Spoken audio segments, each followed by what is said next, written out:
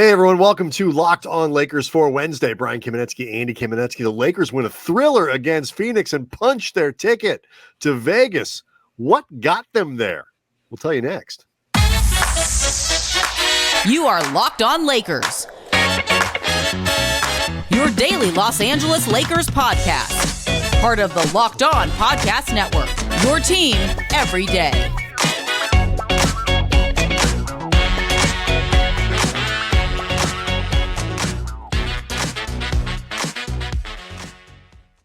Thanks to everybody for making Locked On Lakers first listen of every day, Monday through Friday, no matter how or where you get your podcasts. This one's always free and never behind a paywall.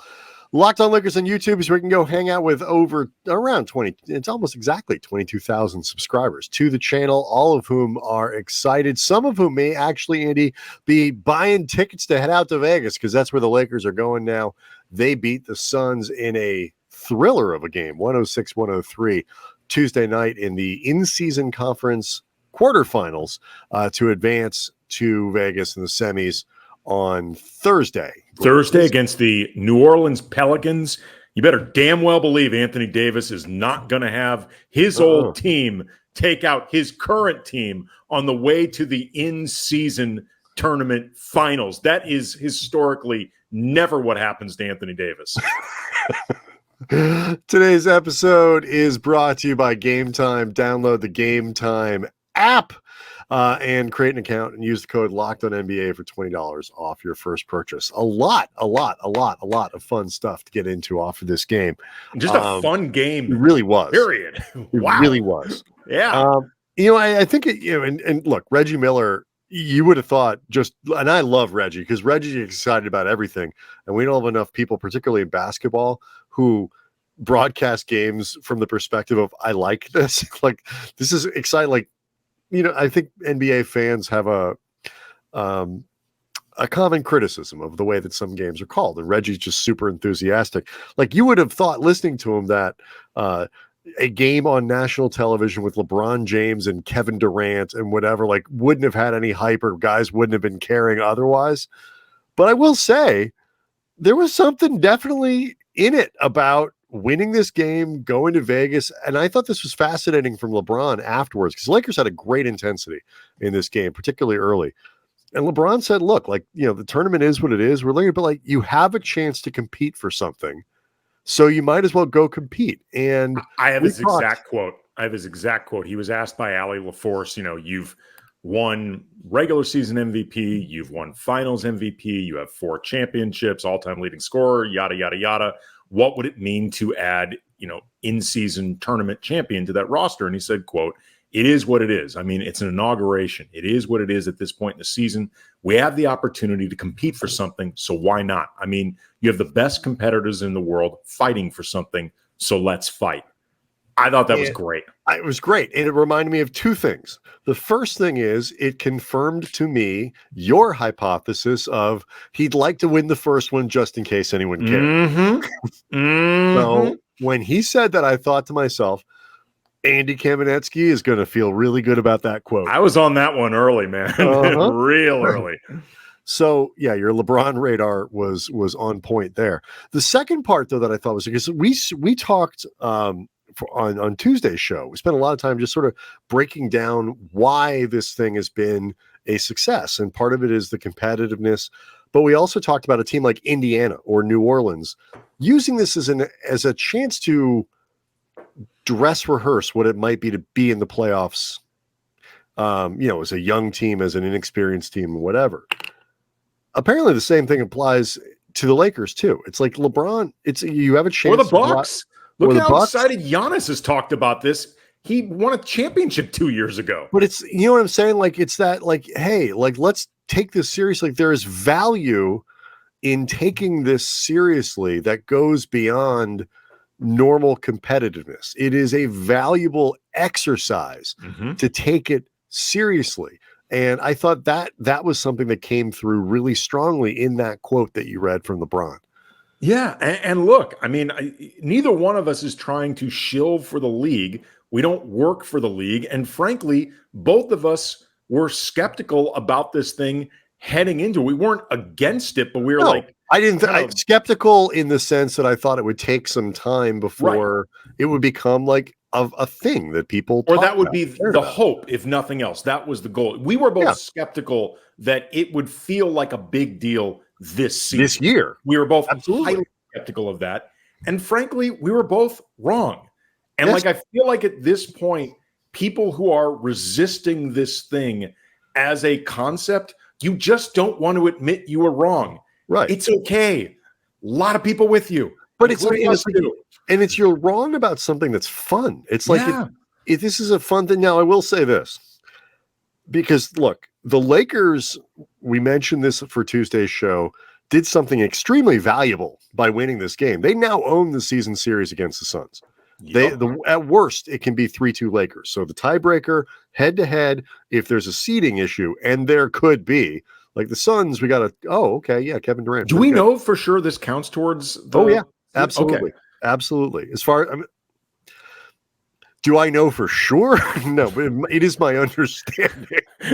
I'd like to think this hasn't snuck up on the league, like, oh crap, what do we do? 5 games? As far as I know, as far as I can tell, the season series is now 5 games instead of 4, which is not really inherently unfair. Whatever, there are a lot of teams that only play each other 3 times. So, and just look, the Pacific happens to be unusually strong this year. Right? Could somebody even the worst teams are not bad at all? Right? Could I be? My understanding is everything about the in-season tournament counts towards, awards, counts towards statistics, except for the final. Now, I will say, if the Lakers reach the final, that's the game where you hold your breath, because that's the one that doesn't count for anything. That's the one where, at that point, they're only playing for pride and money. But we'll cross that bridge when we get there. Yeah, be quiet.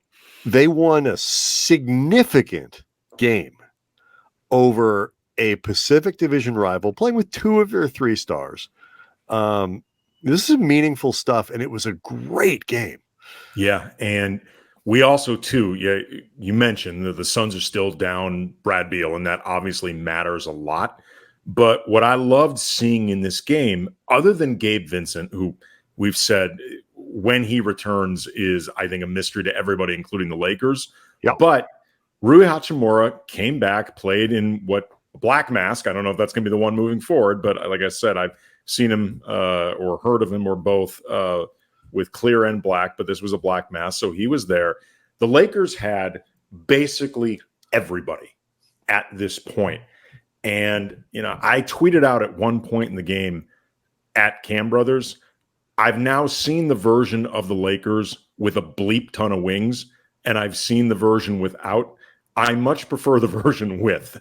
Yes. Because when you see this team with Cam Reddish, who has found a defensive lane that works for him, Taurean Prince, who is now able to play in a defensive lane more suited towards his strengths. Yes. Max Christie, who it would appear now has a role in the rotation.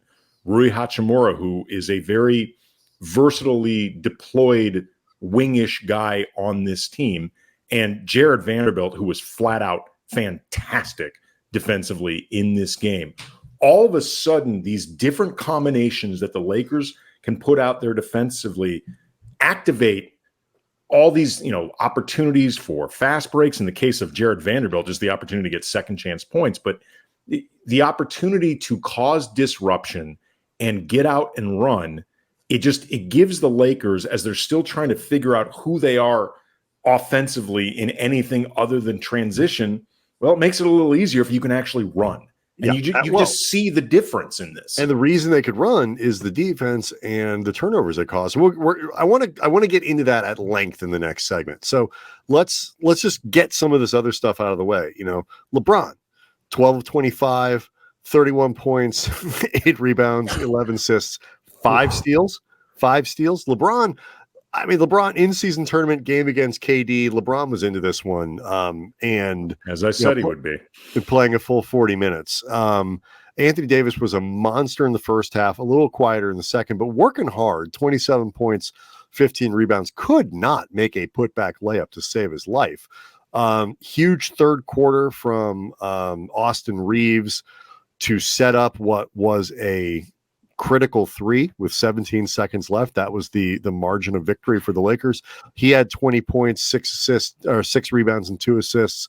3 of 8 from 3-point range. So good individual scoring performances, but the Lakers only scored 106, which is not a ton in the modern NBA. They won this game on defense. And so let's talk about it next.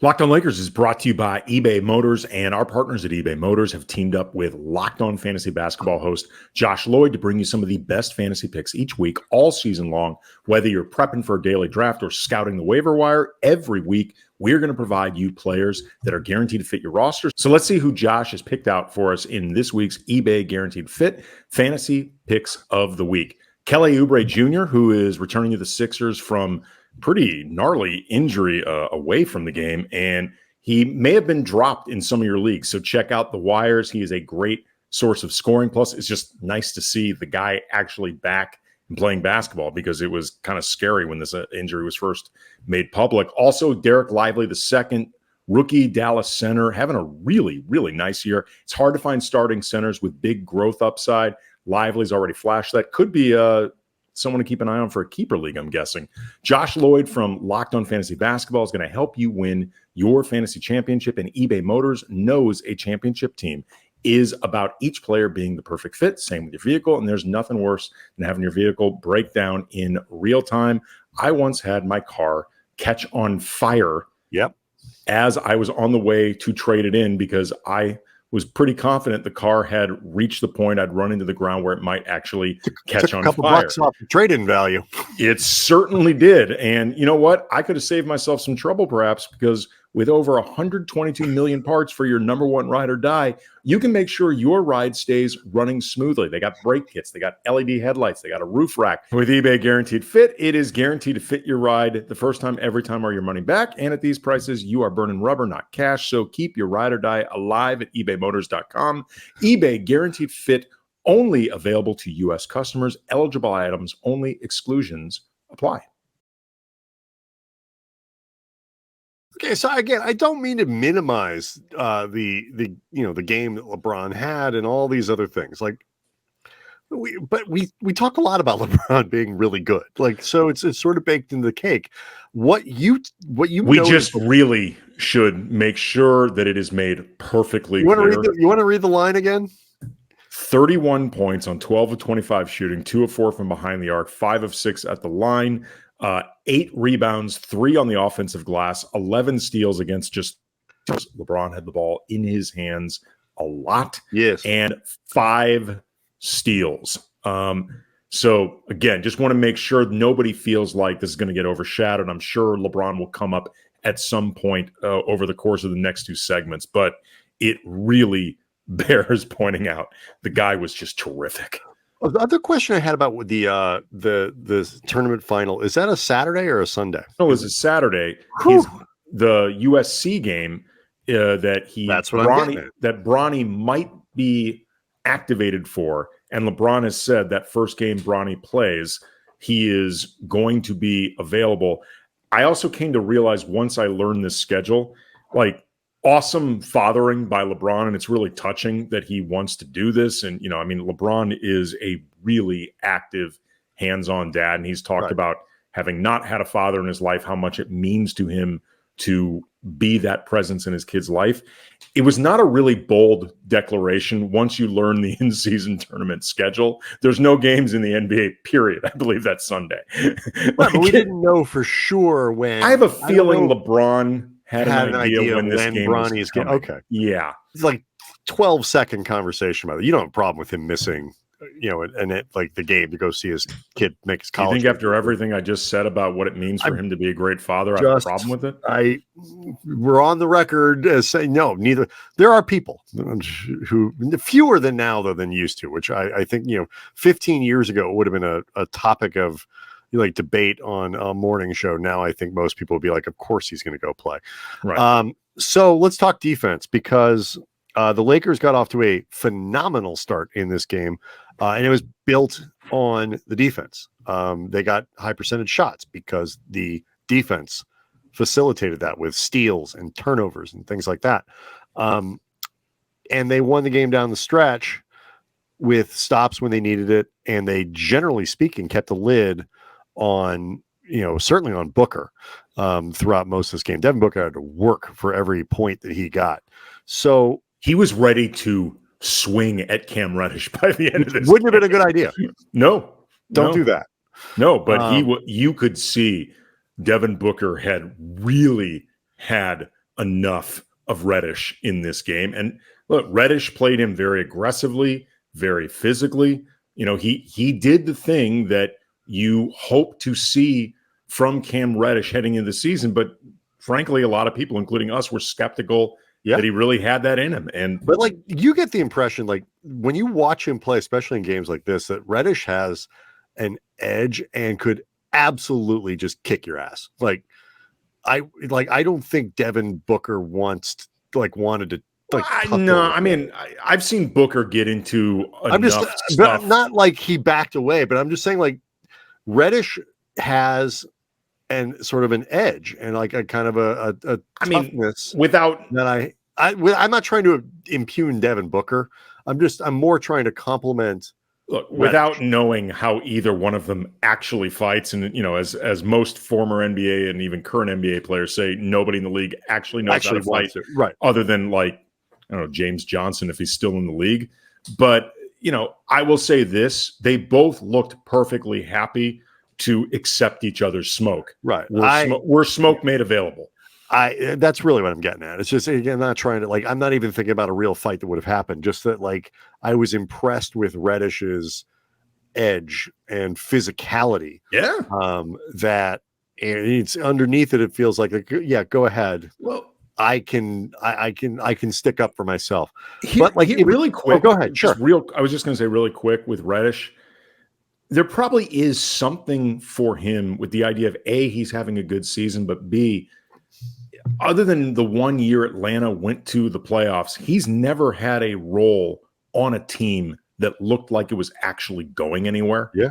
And that probably means something to him as he's looking to establish his career. If he can, or reestablish it, I should say, if he can reestablish it on a team that actually does something, all the better for him. And he is in a position like all of these guys, because they have wing after wing after wing after wing, where there's another guy who can do what you are kind of doing right over there. Like Jared Vanderbilt was fantastic, but only played 15 minutes.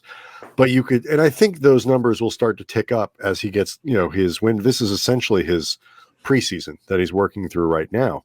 But like the activity that the Lakers can generate, wave after wave of guys, to where it is not just Davis that really is anchoring the defense. I mean, LeBron had it cranked up tonight for this game, but I do think it's going to make LeBron a better defender. It's going to protect Reeves and allow him to get back. Like a lot of guys. So you mentioned Taurean Prince, our friend Cranges McBasketball, Tim _NBA on Twitter, the Lakers Exceptionalism Pod, has a great stat where he talks about essentially ranks guys by the degree of difficulty of their defensive assignments. Taurean Prince has been in the top 15 for that all season long. I heard him say that too. It's okay, I respect Taurean Prince, and he's trying. He's not that defender. So if you can bump him back down to guarding the type of player that he's supposed to, suddenly he's going to be a lot better on that end. LeBron is going to be better. Having all of these guys pushes everybody into more natural slots defensively. We talk a lot about it on the other end, but it applies defensively too.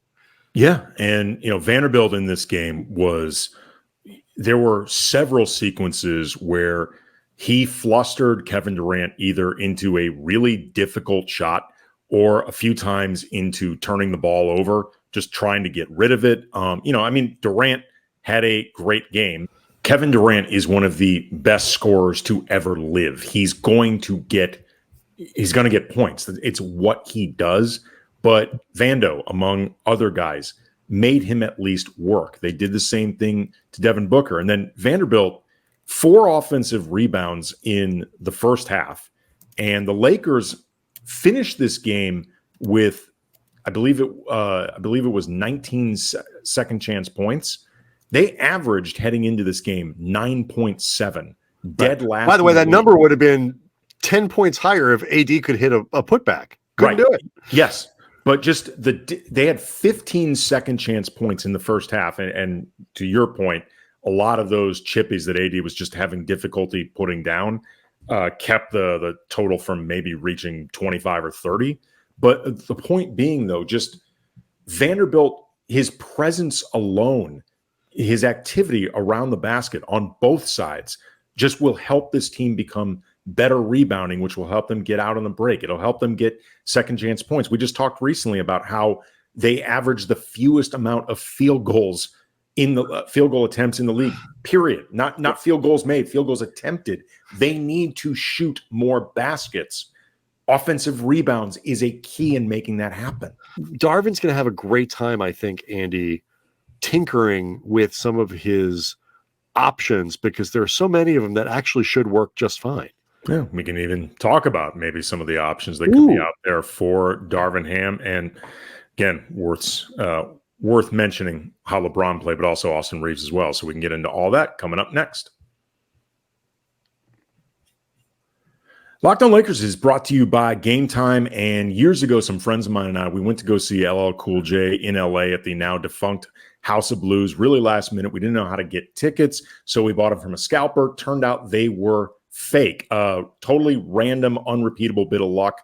We managed to get into this concert, but I said after that, never again, because buying tickets to your favorite event should not be stressful. That's why I love Game Time. It's a fast and easy way to buy tickets for all the sports, music, comedy shows, and theater near you. And with killer deals on last-minute tickets, the best price guarantee, you can stop stressing over the tickets, start getting hyped for the fun.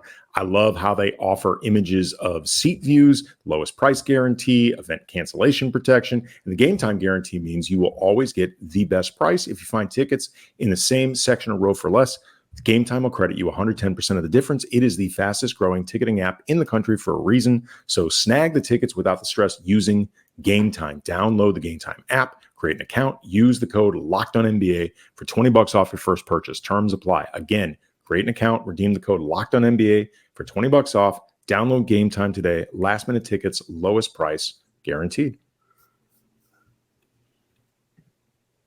We haven't addressed the big controversy of this game was the ending where Austin Reeves looked like he was about ready to turn over the ball. Ball's out of his hands. LeBron is on the other side of the court, calls timeout, and shouldn't have been able to do it. It was granted to him.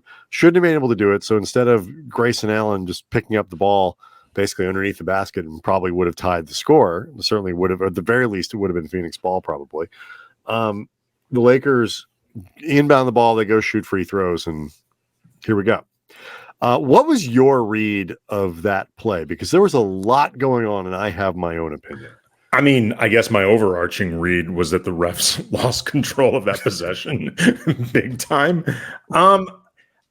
Phoenix, whether the organization themselves or their fans are going to be mad, and I get it. I mean, that was not properly officiated or regulated, and they have a right to be upset about that.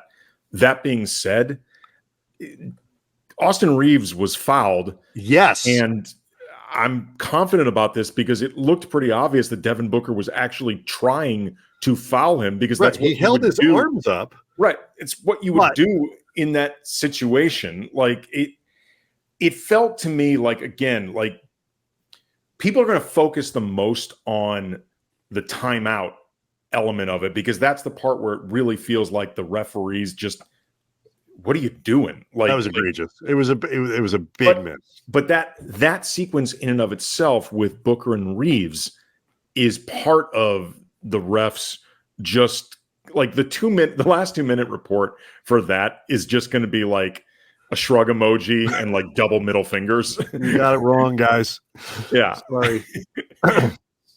I was feel like a manifesto. It was the Booker thing. Be so long. It was the Booker part of it where the Booker foul that I was curious, if you thought that was a foul too, because it looked like he was trying to both see if he could turn him over but also if he got the foul call, it's like, all right, fine, we'll go shoot free throws. But try to turn him over. But he clearly, even though he had his arms up, he clearly got him with the body. He was Absolutely. Okay, good. So we saw that the same way. The Lakers did not. The Phoenix, okay, you can gripe, but the Lakers could have then griped too. So, yeah, we're fine here. I legitimately understand why Phoenix fans will be upset by it. If the situation were reversed, I guarantee Laker fans, including me, would be upset by it as well. So, Yes. Phoenix fans complaining about it, I don't think this is complaining for the sake of complaining or just but they won't probably acknowledge the part that the Lakers probably should have gotten a foul call to begin that sequence. Everybody is a hero of their own story, That is true. All right, so Reeves, by the way, had just canned a jumper that I looked at that and said, look, it was Robert Horry didn't have a problem with in the post game, and it was wide open. It was in rhythm. There's 17 seconds left in the game, and I said that had better bleeping go in. But that was ballsy. It was ballsy, though. It was part of a game that Reeves was just having. Like, he was feeling himself in this game. Reeves played very well. Also, too, and it's all over Twitter. You can find it if you didn't happen to see this in real time or notice it in real time.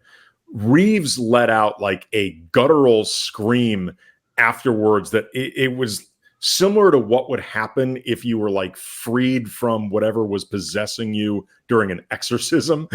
Like, it was loud, sounded almost alien-like. He was so incredibly, he was more excited, I think, in that moment than the I'm him moment. Like, he let everything out. It was amazing. He had not been that excited since Taylor Swift asked him out. Yep. But like, Reeves is just one of those guys. You commented this during the game. Like, he throws some aggressive lobs, like, and he loves to do the sidearm flip, like the flippy thing. Mm-hmm. Like he's got some like panache to how he does it. Like he's a fascinating combination of like aw shucks humility and gets beat up all the time, whatever, and irrational confidence. Well, you know what? It's funny. I've seen him compared before in certain respects and in the way they play. And yes, it's the obvious white dude, Larry Bird. No, Ginobili. Yeah, there is an element to Ginobili that is comparable to Reeves because they both play with a certain amount of reckless abandon when they enter the paint and when they look for contact. Some of the things they are willing to do, because it's well documented. It took Greg Popovich a long time to learn to live with the bad that came with the overwhelming amount of good with Ginobili, because the bad at times is like, I have no idea what you were trying to accomplish there. And Reeves, I don't think, is reckless at the level of Ginobili, nor for that matter is he as good as Ginobili. I'd say the same thing. Like, just to make sure that people understand this, I am not saying Austin Reeves is as good as Manu Ginobili. He's nowhere Manu close. did get hit in the face a lot with that beak. Yes, that there's that as well. But both of them are willing to take chances. And both of them also, too, have kind of like Manu was known as a very humble, down-to-earth personality. They're both also insanely competitive. And they're arrogant players. And I don't mean that as a criticism, but there's an arrogance, like a confidence and an arrogance, whatever it is, in how they would do stuff. I loved Manu. So, I'm a big Manu fan. Absolutely one of my favorite players of all time. So, real quick before we go, though, this ability for Darvin to kind of mix and match defensively, I think it's going to help him, because so often when you want to really play a defensive posture, you almost have to compromise your offense or compromise your spacing.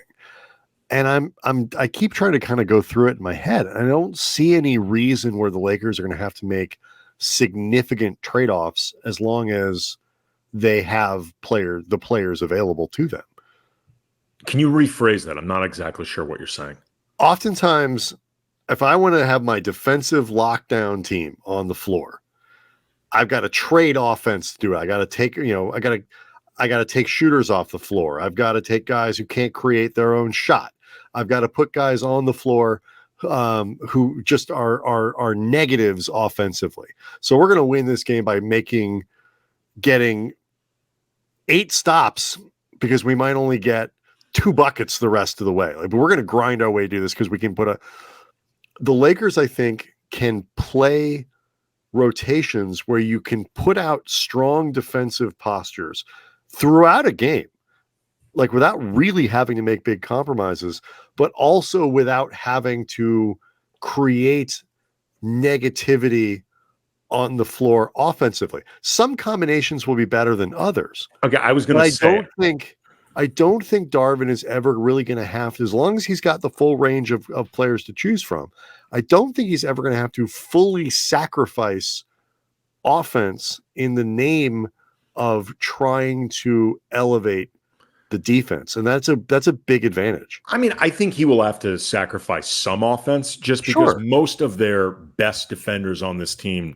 not named Anthony or Davis, are not complete offensive players. Of course, not particularly versatile offensive players. And they are guys that you don't necessarily count on their offense being consistent, but they are versatile enough, I think, in the way that they can be deployed that you can put enough offense around them. Exactly. And try to make it work. Like you said, I think, a guy like Christie is a good player, but has shown he can shoot the ball. Hachimura is he's a limited defender, and sort of the things he's not good at, he's not good at. The things, if you ask, in the things he's better at, but he has a little more offense to it. Rui has the best potential, I think, in terms of the type of players that you're describing that can be the most complete offensive, defensive player, depending on the setup. Right. Like Jared Vanderbilt, you're not counting on any real offense from him. Cam Reddish sometimes scores, but the offense is, the offense is not something you can necessarily count on. Taurean Prince maybe also, I guess, is a guy that's sort of two-way with the scoring. Right, more offense probably than defense. But I don't expect Vanderbilt and Reddish to play together very much. I don't know. That becomes an offensively limiting lineup if potentially. But if you got 5 minutes where you need to make sure the other team's not doing anything. Yeah, I mean, look, if you put Reeves and LeBron and AD around Vanderbilt and Reddish, I'm not saying I play 35 minutes that way, but I think you could make 7 minutes work that way. You might. I do. It's just particularly if you're protecting a lead. You know what these are, Andy? These are first world problems. Locked On Lakers is where you can go to hang out with 22,000 subscribers to the channel. Talk to us, talk to each other. We love to use your comments for the show. We'll see everybody tomorrow.